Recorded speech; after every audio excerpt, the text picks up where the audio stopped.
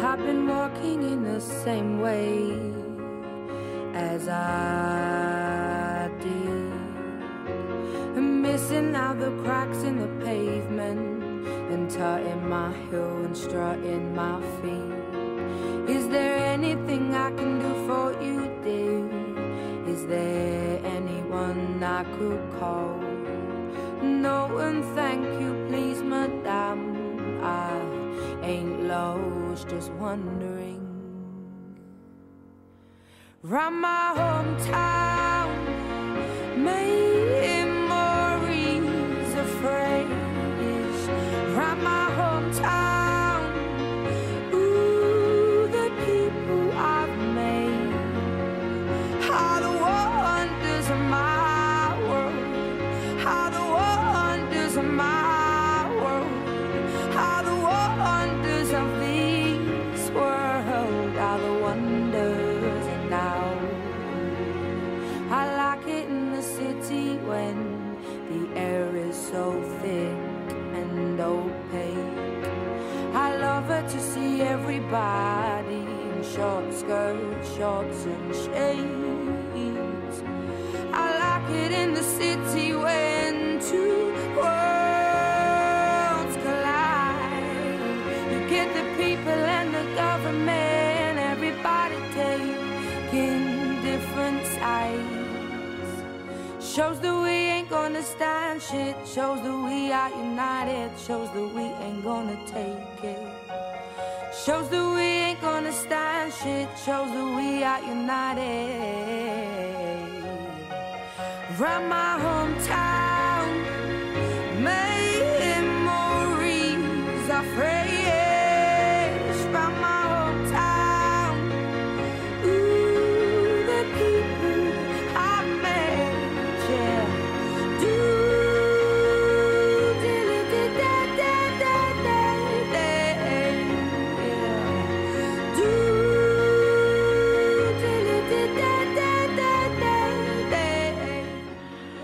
When defining what punishment and responsibility means, we must first ask who should be punished and what their punishment should consist of. According to the authors of our text, Morality and Practice, punishment is a hardship involving moral condemnation and denunciation inflicted on a person who is found guilty of an offense by someone entitled to do so. People are responsible for their actions if they had the ability and opportunity to act otherwise than they did. To get a clear understanding of our laws of punishment, we must address the statistics concerning our prisoners and prisons in the United States. 1,571,013 people in 2012 were known to live behind bars.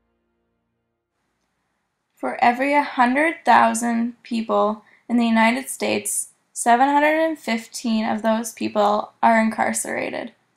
About $70 billion are spent on correction facilities yearly, and the average inmate serves a 3-year sentence.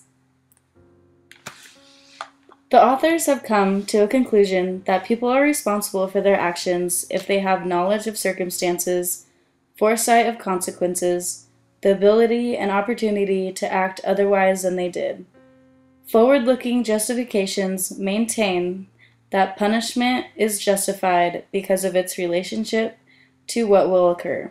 An example of this scenario would be a claim that punishment is justified because it deters or reforms persons from crime.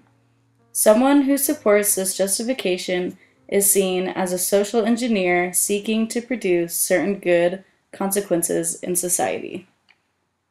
Backward-looking justifications maintain that punishment is justified because of its relationship to what has occurred. An example of this scenario would be a claim that punishment is justified because it fits or is proportionate to a crime or is applied to a person who is responsible for a crime.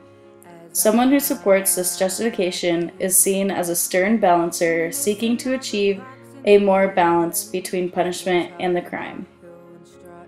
Now we will continue on our journey to defining and understanding the moral issue of punishment and responsibility by stating philosophical approaches to self-defense and whether the punishment fit the crime in the Zimmerman trial. Nature law is defined by a body of unchanging moral principles regarded as a basis for all human conduct.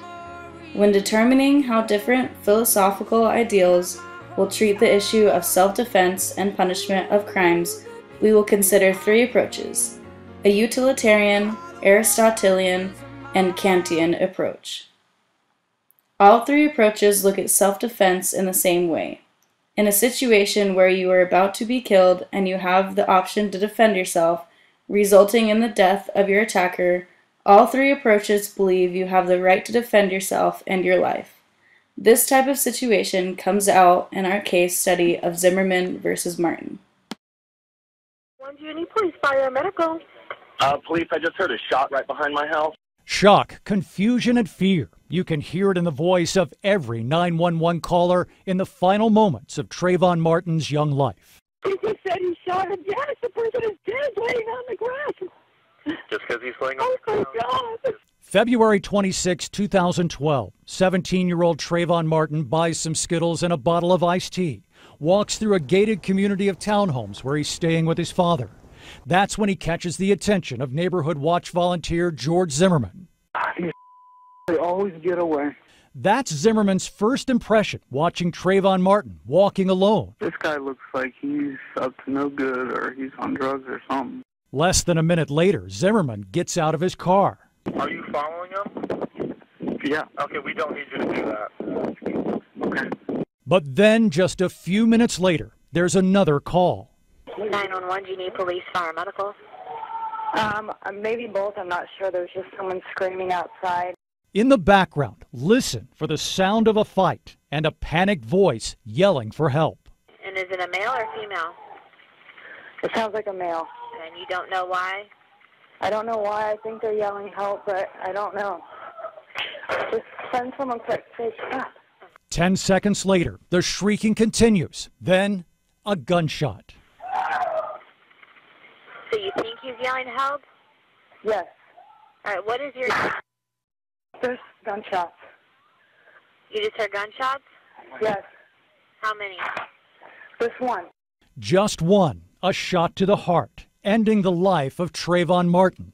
A bloodied and bruised George Zimmerman tells police it was self-defense. I felt like my body was on the grass and my head was on the cement, and he just kept slamming it. Zimmerman is not arrested. No charges immediately filed. Florida law allows people to use force in self-defense, the stand your ground law. But before investigators can go to a grand jury, a firestorm descends on Sanford. Justice for Trayvon! Justice for Trayvon! Thousands march through the streets with similar protests around the country. Even the president is disturbed. If I had a son, he'd look like Trayvon. 44 days after he shoots and kills Trayvon Martin, George Zimmerman is charged with second-degree murder, and he turns himself in. Zimmerman gets out on bail, but it doesn't last. When detailing his assets, he didn't tell the court about $130,000 in donations to a defense fund. He goes back to jail, gets out again, this time on $1 million bond. Since then, Zimmerman's sightings have been few and far between. His attorneys say he lives in fear, venturing out only in disguise and always wearing body armor. Each time he shows up in court, his weight gain is astonishing. Zimmerman's attorney says he's put on 120 pounds. Prosecutors may try to portray him as a profiler and a killer. And Zimmerman's defense is building its own profile of Trayvon Martin. I'm not sure if it's recreation or whatever, but he's very used to fighting, that he has used some drugs in the past, and again, many 17-year-olds have, but that he has as well. With the trial due to start in 2 weeks, Zimmerman's defense has released pictures and text messages suggesting the 17-year-old Martin was no stranger to pot, guns, and fighting. 3 months before he encountered George Zimmerman, Trayvon Martin sends text messages about a fight, saying his opponent didn't bleed enough, only his nose. Less than a week before the fatal encounter, Martin texted, "I hid my weed. It's wrapped." Important questions persist about what happened that night the two crossed paths. Who threw the first punch? Who is that on the 911 tapes crying for help? The answers will lead a jury to decide, was this a case of self-defense or murder? For this case study, we conducted 10 interviews at the local Walmart in Omaha to gain our community's perspective on this issue. To get their opinions, we asked 6 questions. All interviewees had interesting and varying viewpoints on the issue. However, there were more than a couple who had the same opinion, and more than half agreed that it was an issue of self-defense. Zimmerman's only option was to do what was necessary to protect himself and his life. These are the responses we got. I could call. No and thank you, please, madame. It is a racial and moral issue. By the law, it was okay, but morally, it wasn't. Zimmerman should be punished by death because the consequences for his actions should be equal to the crime. The people I've made, how the wonders of my world, how the wonders of my world, how the wonders of this world. Self-defense is an excuse for killing someone. I like it in the city when the air is so thick and opaque.